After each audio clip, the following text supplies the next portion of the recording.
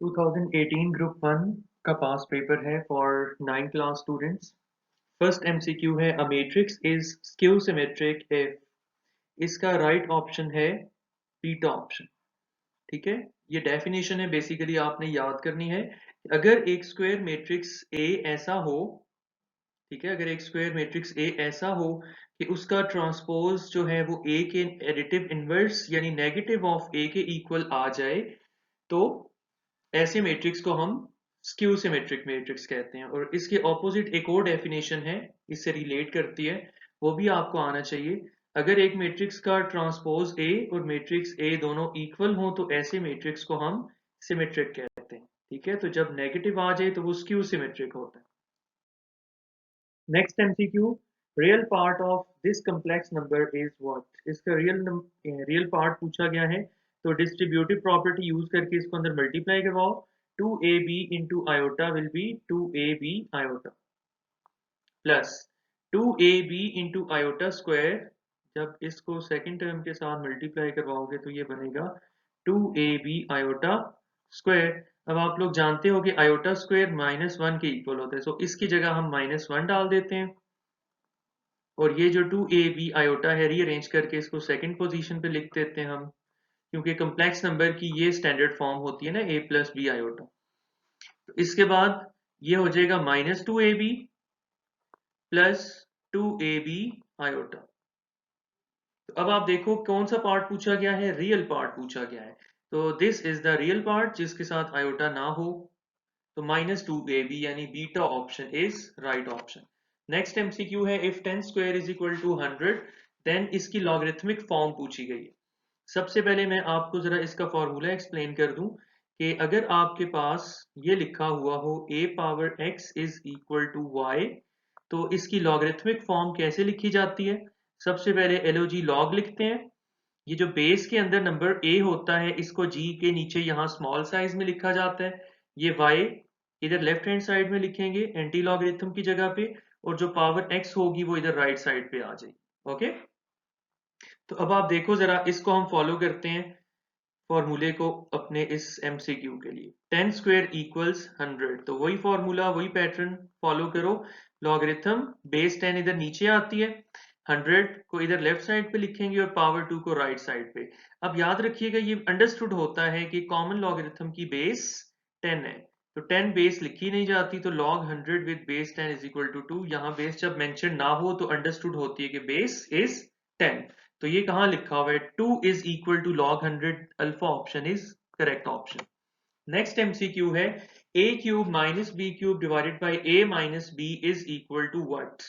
तो यहाँ ऊपर न्यूमिनेटर में a cube minus b cube का फॉर्मूला हम पुट कर देते हैं, that is a minus b a square plus A B plus B square whole divided by लिखा हुआ है a माइनस बी। तो ये a माइनस बी से कैंसिल हो जाएगा, तो final result will be a square plus A B plus B square. तो correct option is beta option. MCQ है, फैक्टर्स ऑफ दिस आर। इसकी हमें मिड टर्म ब्रेक करनी पड़ेगी। ठीक है, इसकी हमें मिड टर्म ब्रेक करनी पड़ेगी। तो x square minus x minus x, इसके दो फैक्टर्स बनते हैं, -3 प्लस 2। तो इसको हम लिख देते हैं ऐसे ऐसे x square -3x plus 2x minus 6 is equal to, first two terms के अंदर इन दोनों के अंदर x कॉमन निकाला तो ये बना x minus 3। Last two terms यानी इन दोनों के अंदर 2 कॉमन निकालोगे तो ये आ जाएगा x minus 3। Observe that these two brackets are equal, मतलब हमारी फैक्टराइजेशन दुरुस्त है। तो x माइनस 3 को अब कॉमन निकाला तो यहाँ बचेगा x और यहाँ बचेगा +2, तो ये x प्लस 2 दोनों इधर आ जाएंगे। ये कौन से ऑप्शन में लिखा हुआ है, डेल्टा ऑप्शन में लिखा हुआ है, so delta option is correct option. Next MCQ है, product of two algebraic expressions is equal to. ये एक फॉर्मूला है कि अगर आपके पास दो पॉलिनोमियल्स हों px और qx, अगर इनके एलसीएम को हम ऐसे डिनोट करवाएं और इनके एचसीएफ को ऐसे डिनोट करवाएं, तो याद रखिएगा एलसीएम और एचसीएफ, सॉरी यहाँ पे एचसीएफ आता है, एलसीएम और एचसीएफ की जो प्रोडक्ट होती है वो पॉलिनोमियल्स की प्रोडक्ट के इक्वल होती है। यानी first polynomial multiplied by second polynomial equals LCM multiplied by HCF. तो ये इसका डेल्टा ऑप्शन राइट ऑप्शन है। x is equal to 0 is a solution of the inequality. ये कौन सी inequality का solution है? तीनों चारों options को hit and trial method से solve करना पड़ेगा. 0 put किया तो देखना है 0 put करने के बाद ये जो resulting statement है क्या ये दुरुस्त है? This is false. False है तो इसका मतलब x is equal to 0 first option का सोल्यूशन नहीं हो सकता. क्रॉस कर दो. बीटा ऑप्शन को चेक करते हैं. 3 की जगह 0 डाला, इसको सॉल्व करके देखो रिजल्टिंग स्टेटमेंट ट्रू आती है, यानी 3 इंटू 0 0 होता है. 0 प्लस 5 इज 5. तो ये लिखा हुआ है 5 is less than 0, that is also false. तो बीटा ऑप्शन भी करेक्ट नहीं है. चार्ली ऑप्शन में चेक करते हैं. x की जगह 0 पुट किया, resulting statement 2 is less than 0 is also again false. जब पहली तीनों स्टेटमेंट्स फॉल्स हो चुकी हैं तो only correct option is delta option. तो स्टिल इसको हम वेरीफाई कर लेते हैं. 0 पुट किया तो 0 माइनस 2 को सॉल्व किया तो -2, नेगेटिव नंबर 0 से हमेशा लेस होता है. So this statement is very true. Next MCQ, which ordered pair satisfy the equation y equals 2x.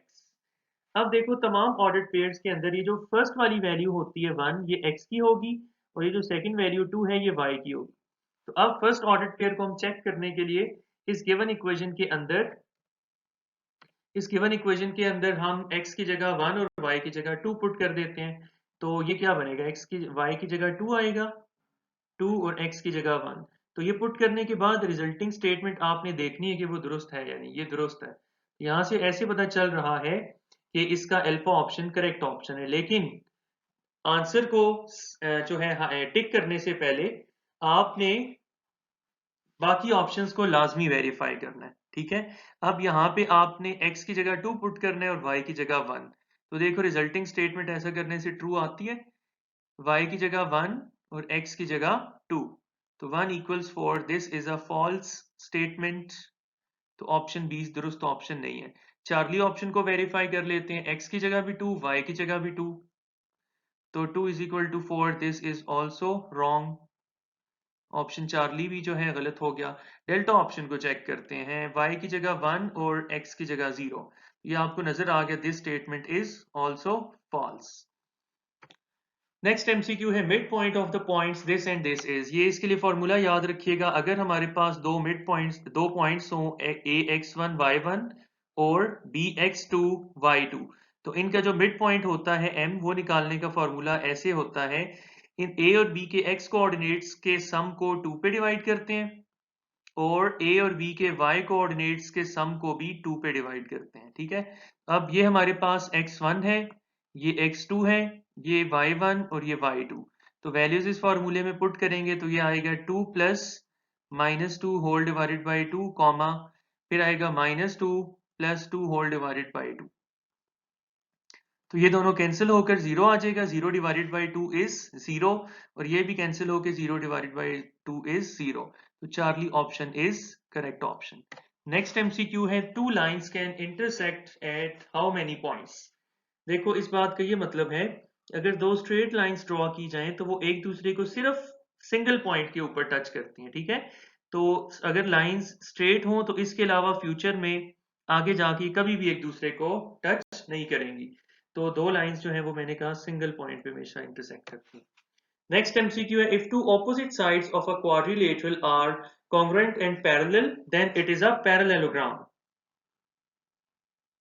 Charlie option is correct option. यानी अगर एक क्वाड्रिलेटरल का मतलब होता है any four sided closed figure, यानी ऐसी डायग्राम जिसके पास फोर साइड्स हों और क्लोज भी हो, उसकी अगर ऑपोजिट साइड्स इक्वल भी हो और पैरेलल भी हो, यानी अगर ये इक्वल भी हो और पैरेलल भी हो इसके, और ये दोनों साइड्स एक दूसरे के इक्वल भी हो और पैरेलल भी हो, ऐसी क्वाड्रिलेटरल को हम क्या कहते हैं, पैरेललोग्राम कहते हैं. नेक्स्ट एमसीक्यू है bisection means to divide into two equal parts. Bi means two, section means parts. Next MCQ है perpendicular to a line forms an angle of 90 degrees. ये तीन बातें याद रखिएगा. परपेंडिकुलर का ये सिंबल होता है 90 डिग्रीज और राइट एंगल. ये तीनों चीजें कनेक्टेड हैं एक दूसरे के साथ. नेक्स्ट एमसीक्यू है, if the hypotenuse of an isosceles right angle triangle is square root 2 then each of the other side is 1 centimetre. इसकी एक्सप्लेनेशन में बता दूं आपको, उसने कहा है कि आइसोसेलेस राइट एंगल ट्राइंगल लेनी है, यानी ऐसी ट्राइंगल जिसकी ये दोनों साइड्स इक्वल हो। तो हाइपोटेन्यूज जो है गिवन है square root 2। Hypotenuse square root 2 सिर्फ एक ही सिचुएशन में बनता है, जब आपके पास बेस भी 1 हो और परपेंडिकुलर भी 1 हो। इसके अलावा कोई और पॉसिबिलिटी नहीं है। लास्ट एमसीक्यू है, the dash altitudes of an isosceles triangle are congruent.